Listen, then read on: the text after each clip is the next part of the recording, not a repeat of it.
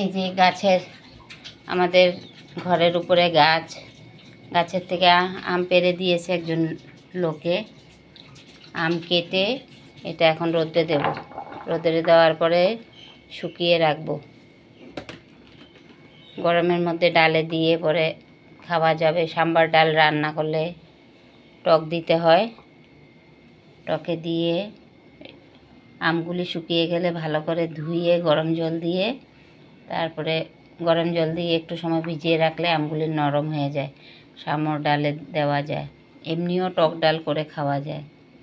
এটার মধ্যে নুন দিইনি, শুধু হলুদ, কেটে জলও লাগাইনি, এটাকে ধুয়ে কেটে নিয়েছি।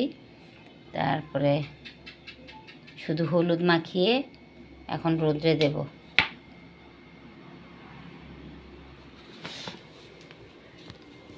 রোদ্রে নিয়ে যাব এখন।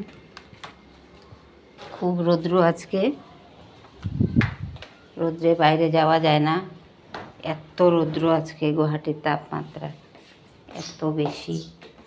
এখন রোদ্রে শুকাবো। হাওয়ায় না ফেলে দে, খুব হাওয়া দিচ্ছে। এই যে এখানে রৌদ্র দিয়ে দিলাম। এটা তলার মধ্যে এখন কিছু দিতে হবে। এই যে আম গাছ এখানে দেখাচ্ছি। এই যে ট্যাঙ্কিগুলি আছে, জলের ট্যাঙ্কি, এগুলি পরিষ্কার করেছে লোক এসেছিল, তো লোকগুলিকে বলেছি আম পেড়ে দাও, দিয়েছে। এই যে আমার ঘরের উপরেই আম গাছ। এই যে ট্যাঙ্কি পরিষ্কার করতে এসেছিল, ট্যাঙ্কি পরিষ্কার করেছে। আর আম এই যে দেখো, আম ঝুলে আছে। ওখান থেকে 2-2.5 কেজি আম পেড়ে দিয়েছে, সবাই নিয়েছে।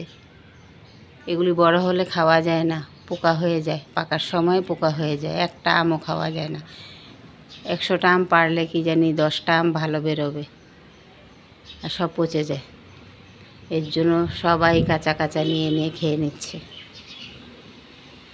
এই যে আমার তুলসী গাছ এখানে।